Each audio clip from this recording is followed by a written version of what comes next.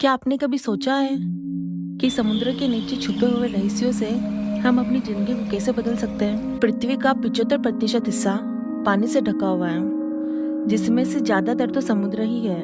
यहाँ तक कि हम समुद्र के बहुत बड़े हिस्से से अब तक हम अनजान हैं। अगर हम समुद्र के रहस्यों को और गहराई से समझ पाए, तो क्या हमारे भविष्य के लिए नई संभावनाएं खोल सकते हैं? समुद्र न केवल एक जीवन की शुरुआत है, बल्कि इनमें मिलियन ऑफ स्पीसीज का घर बसा हुआ है। समुद्र पृथ्वी के तापमान को बैलेंस रखता है, क्योंकि समुद्र CO2 को अब्सॉर्ब करके वातावरण को साफ करता है। समुद्र में ऑयल, गैस, मिनरल्स और वैल्यूएबल रिसोर्सेज भी मिलते हैं। इनका प्रॉपर यूज हमारे फ्यूचर को सिक्योर कर सकता है। समुद्र के अंदर ऐसी ऐसी जगह हैं जो अब तक एक्सप्लोर ही नहीं की गई। यहाँ से नई स्पीसीज, दवाइयाँ और इनोवेटिव सॉल्यूशन मिल सकते हैं।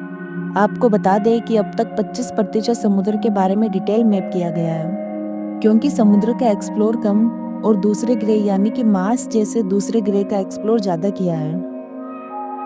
मेरी थार्प की कहानी। इस कहानी का हम पहला चैप्टर शुरू करते हैं एक एक्स्ट्रा ऑर्डिनरी वुमन के बारे में। आज हम उनके द्वारा छोड़ी गई धरोहर के साथ समुद्र के उन गहरे रहस्यों को समझने के करीब जाएंगे। मेरी थार्प का जन्म 30 जुलाई 1920 में मिशिगन की याप्सिलंती में हुआ था। 1950 दशक के दौरान दुनिया समुद्र के बारे में बहुत ही कम जानती थी। हालांकि उस समय जमीन का जियोलॉजी अध्ययन करना सस्ता, टिकाऊ और सरल था, लेकिन समुद्र तल की संरचना और विकास ज्ञान के बिना पृथ्वी का ओवरऑल स्ट्रक्चर समझना आसान नहीं था। तब मेरी थाप ने एक विजन देखा और उन्होंने समुद्र की गहराइयों को जानने के लिए सोनार टेक्नोलॉजी का इस्तेमाल किया। इन सोनार टेक्नोलॉजी का उपयोग समुद्र तल का मानचित्र बनाने और समुद्र चार्ट बनाने के लिए किया गया। पानी के नीचे की जो चीजें होती है उनको ढूंढने के लिए सोनार टेक्निक से साउंड वेव्स का उपयोग किया गया। देखा जाए तो ये सोनार टेक्नोलॉजी आइसबर्ग और सबमरीन के लिए डेवलप की गई। समुद्र के नीचे का मैप बनाने के लिए मेरी ने सोनार टेक्नोलॉजी का उपयोग किया, लेकिन उस वक्त मेल डोमिनेटेड फील्ड ने उनका आइडिया को रिजेक्ट कर दिया गया। लेकिन उसके बावजूद मेरी थार्प अपनी रिसर्च को जारी रखा और सोनार रीडिंग्स की हेल्प से समुद्र के अंडर एरिया के एनवायरनमेंट को पहचाना और एक कॉम्प्लेक्स मैप बनाया। समुद्र के नीचे की चीजें जो उस वक्त अननोन थी, मेरी थाप ने उन्हें पहली बार एक्सप्लोर किया। मेरी थाप ने जो इम्पोर्टेंट चीजें डिस्कवरी की थी उनको हम जान लेते हैं। पहला है प्लेन्स या समुद्री मैदान। समुद्र के नीचे कुछ ऐसे फ्लैट और छोटे एरिया होते हैं, उन्हें मैदान का नाम दिया गया। ये एरिया काफी गहरे होते हैं जहाँ पानी एकदम शैलो होता है। दूसरा है सी माउंट या समुद्री पहाड़ियाँ। ये ऐसे सी माउंट होते हैं जो समुद्र के नीचे ऊपर उठे हुए होते हैं। मेरी ने इन पहाड़ियों का भी मैप बनाया। तीसरा है कैनियंस या समुद्री घाटें। समुद्र के नीचे कुछ गहरी और नैरोज वैलीज होती है, जिसे कैनियंस के नाम से जानते हैं। ये भी बहुत डीप और संकरी होती है, जो समुद्र तल पर मिलती है। चौथा है कैसम्स या दरारें। उन्होंने देखा कि समुद्र में बहुत गहरी और बड़ी दरारें हैं, जो समुद्र की जमीन पर देखने को मिलती है। मेरी ने इन दरारों का भी मैप बनाया। उन्होंने इन सब चीज़ों को ढूंढकर एक एक्यूरेट मैप बनाया। ये पहली बार था जब किसी ने समुद्र के नीचे का इतना बड़ा हिस्सा समझा और दुनिया के सामने आया। देखा जाए तो उनका ये काम दुनिया के लिए बहुत ही जरूरी था। समुद्र के नीचे क्या होता है क्या नहीं, ये समझने के लिए उनकी ये खोज काफ़ी मददगार साबित हुई। मेरी थार्प का जीवन ये दिखाता है कि किसी भी चुनौती को पार करने के लिए केवल ज्ञान नहीं, बल्कि हिम्मत और जुनून भी जरूरी है।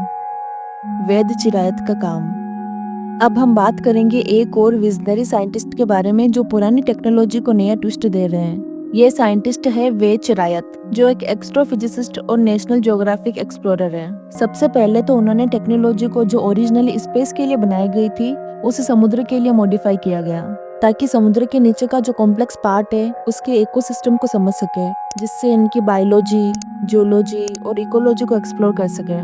Technology invention. वैध चिरायत के काम में नई टेक्नोलॉजी का बहुत बड़ा योगदान रहा। उन्होंने फ्लूइड कैम और मिडार जैसे इंस्ट्रूमेंट डेवलप किए। फ्लूइड कैम और मिडार का काम समुद्र की गहराइयों का मैपिंग करना है। फ्लूइड कैम का काम ये है कि ये वेव रिपल और सनलाइट को यूटिलाइज करके 3D इमेज बनाता है, जो समुद्र के 20 मीटर तक के इकोसिस्टम को समझने में मदद करता है। अगर समुद्र की गहराइयों की बात करें तो मिडार का इन्वेंशन एक हाई पावर लेजर्स और एडवांस इमेजिंग टेक्निक का उपयोग से समुद्र के 12,000 फीट तक की गहराइयों को एक्यूरेट मैप करता है। ये laser light under water object को ब्लू और अल्ट्रा वोलेट लाइट के थ्रू डिटेक्ट करने में मदद करता है, लेकिन ये जो लाइट है ये हमारी आंखों के लिए काफी मुश्किलें पैदा कर सकता है। Citizen science and future. Ved Chirayat ने एक और इन्वेंशन किया जिसका नाम है नेमोनेट। इस प्रोजेक्ट में लोग घर बैठे कोरल लीव्स को आइडेंटिफाई करते हैं। यहाँ कोरल लीव्स का मतलब है कि समुद्र के अंदर एक तरह का अंडर वाटर गार्डन होता है। ये जो गार्डन है ये छोटे माइक्रो ऑर्गेनिज्म से बनता है। आपने कहीं ना कहीं तो देखा होगा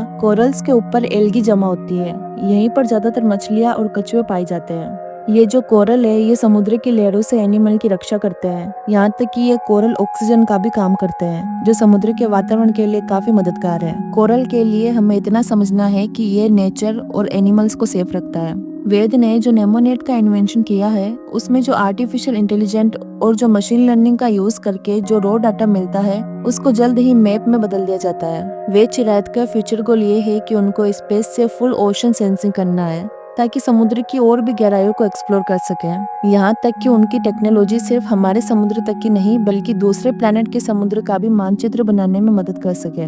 तो मेरिथ की डिस्कवरी ने समुद्र के एक्सप्लोरेशन की कहानी को बदला और अब फ्यूचर में वेद चिरायत जैसे इनोवेटर्स नए नए टूल्स और टेक्नोलॉजी के साथ समुद्र को समझने की कोशिश कर रहे हैं। अब आपको क्या लगता है, क्या हम समुद्र के इन रहस्यों को खोजने के लिए तैयार हैं? अगर आप इन विषय में और गहरी जानकारी चाहते हैं तो कमेंट सेक्शन में अपनी राय हमसे जरूर साझा करें। वीडियो के अंत तक बने रहने के लिए धन्यवाद। मिलते हैं अगली वीडियो में।